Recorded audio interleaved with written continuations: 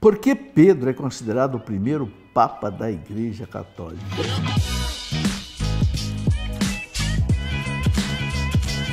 Porque é o primeiro Papa da Igreja Católica.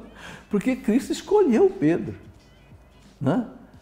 Está lá em São Mateus, capítulo 16, versículo 17, seguinte: Tu és Pedro, e sobre esta pedra edificarei a minha igreja. Esse minha aí, ó, é fundamental. A igreja dele, de Jesus, não tem outra. A minha igreja, é singular. A minha igreja. Eu vou edificar sobre você, Pedro.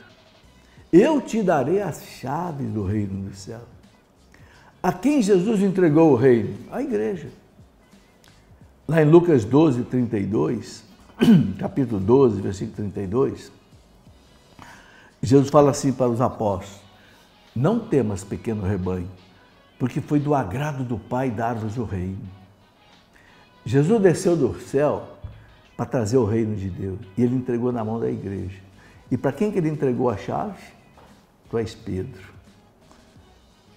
Eu te dou as chaves do reino do céu. O que você ligar na terra, eu ligo no céu. É o primeiro Papa. Não tem como. Não tem como dar outra explicação, gente. E tem uma coisa bonita ainda, sabe o que é? Lá no Evangelho de São João, no capítulo 1, versículo 40, André era irmão de Pedro, Santo André. E André era discípulo de João Batista. Um dia João Batista falou para os discípulos dele: Eis o Cordeiro de Deus que tira o pecado do mundo. Apontou Jesus, o Messias. Então André pegou o irmão dele, Pedro, e levou Pedro a Jesus. O que São João Evangelista narra ali? Que Jesus olhou para Pedro e disse: Tu és Simão, filho de Jonas, serás chamado Kefas. Kefas, que em grego quer dizer pedra. Em nome próprio, Pedro.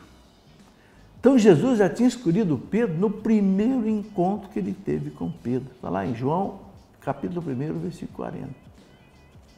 E depois, lá na Cesareia de Filipe, ele confirma: Tu és Pedro.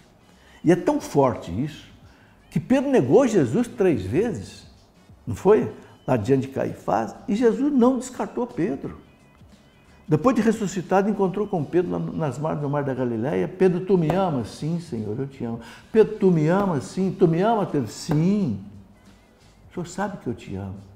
Então, Pedro, apacenta as minhas ovelhas. Continuou Pedro, primeiro Papa, não tem dúvida, gente. E a história da igreja mostra que depois de Pedro veio Lino, Cornélio, Cipriano, etc., até Francisco.